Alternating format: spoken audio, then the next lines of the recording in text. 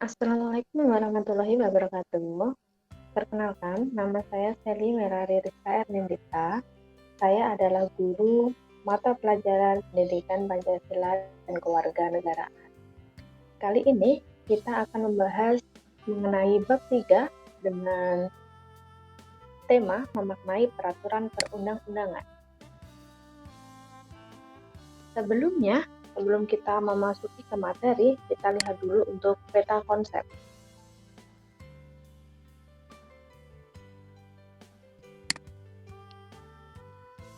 Peta konsep di sini saya bagi menjadi 3. Yang pertama, kita akan membahas mengenai makna tata urutan peraturan. Kemudian untuk yang kedua, yaitu pembentukan peraturan perundang-undangan di Indonesia. Yang ketiga, yaitu ketaatan terhadap peraturan perundang-undangan. Semua materi tersebut terangkum dalam bab tata urutan peraturan perundang-undangan dalam sistem nasional di Indonesia. Baik, yang pertama kita akan membahas mengenai makna tata urutan peraturan. Yang pertama, kita harus paham dulu apa yang dimaksud dengan peraturan perundang-undangan.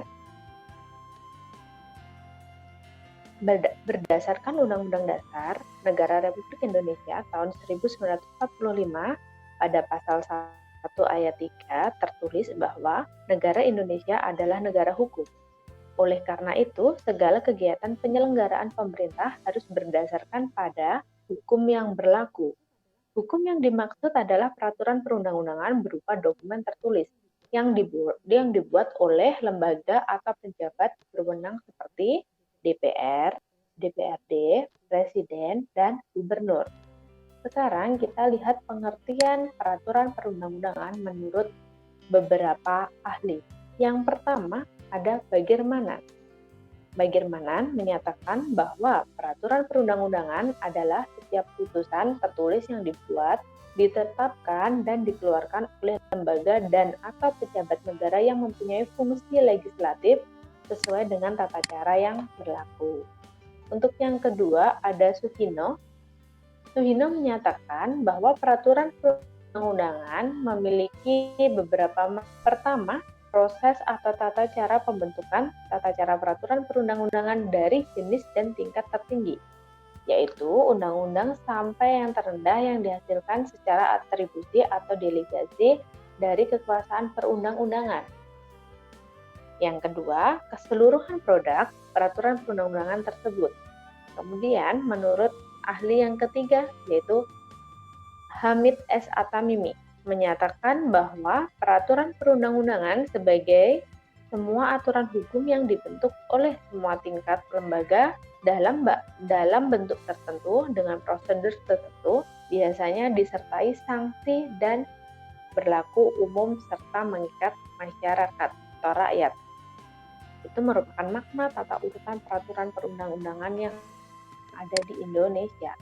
Kemudian selanjutnya ada peranannya, peranan peraturan perundang-undangan.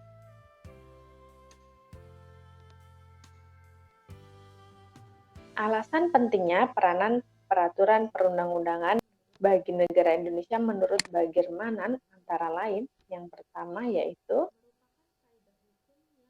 merupakan kaidah hukum yang mudah dikenal, mudah diketemukan kembali, dan mudah ditelusuri. Kemudian untuk poin B, memberikan kepastian hukum yang lebih nyata karena kaidah-kaidah dalam peraturan perundang sudah diidentifikasi dan diketemukan kembali. Untuk poin yang ketiga, adanya struktur dan sistematika yang lebih jelas sehingga memungkinkan untuk diperiksa dan diuji kembali, baik dari segi formal maupun segi materi muatannya. Untuk poin yang terakhir, yaitu pembentukan dan pengembangan peraturan perundang-undangan dapat direncanakan. Selanjutnya, materi yang akan kita bahas yaitu mengenai fungsi peraturan perundang-undangan. Fungsinya di sini ada dua tokoh yaitu Anne Sidman dan menurut Bagirmanan. Menurut Anne Sidman menyatakan bahwa peraturan perundang-undangan itu memiliki dua fungsi. Yang pertama yaitu sebagai pernyataan efektif dari suatu kebijakan yang dibuat oleh pemerintah. Dan yang kedua adalah sebagai hukum yang menjadi sebuah langkah penting bagi suatu negara upaya perubahan perilaku. Kemudian kita lihat menurut Bagirmanan. Yang pertama, fungsi internal. Fungsi internal berkaitan dengan keberadaan peraturan perundang-undangan dalam sistem hukum suatu negara. Fungsi internal tersebut terdiri dari fungsi penciptaan hukum, pembaharuan hukum, integrasi, dan kepastian hukum. Kemudian untuk poin yang kedua ada fungsi eksternal, yaitu fungsi eksternal peraturan perundang-undangan terdiri dari fungsi perubahan, stabilisasi, dan kemudahan. Itu merupakan fungsi peraturan perundang-undangan dari dua ahli. Sekarang kita lihat tata urutan peraturan perundang-undangan di Indonesia. Dapat dilihat dari tabel berikut. Ada 4 tabel. Yang pertama adalah ketetapan MPRS nomor 20 garing MPRS garing 1966. Di situ yang pertama ada Undang-Undang Negara Republik tahun 1945, kedua ketetapan MPR, ketiga undang-undang atau perpu, keempat peraturan pemerintah, kelima keputusan presiden, keenam peraturan pelaksana lainnya seperti peraturan menteri dan instruksi menteri.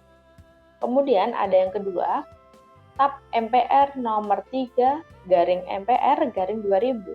Di situ ada yang pertama, Undang-Undang Dasar Negara Republik Indonesia tahun 1945, ketetapan MPR, undang-undang, peraturan pemerintah pengganti undang-undang, peraturan pemerintah, keputusan presiden, dan peraturan daerah.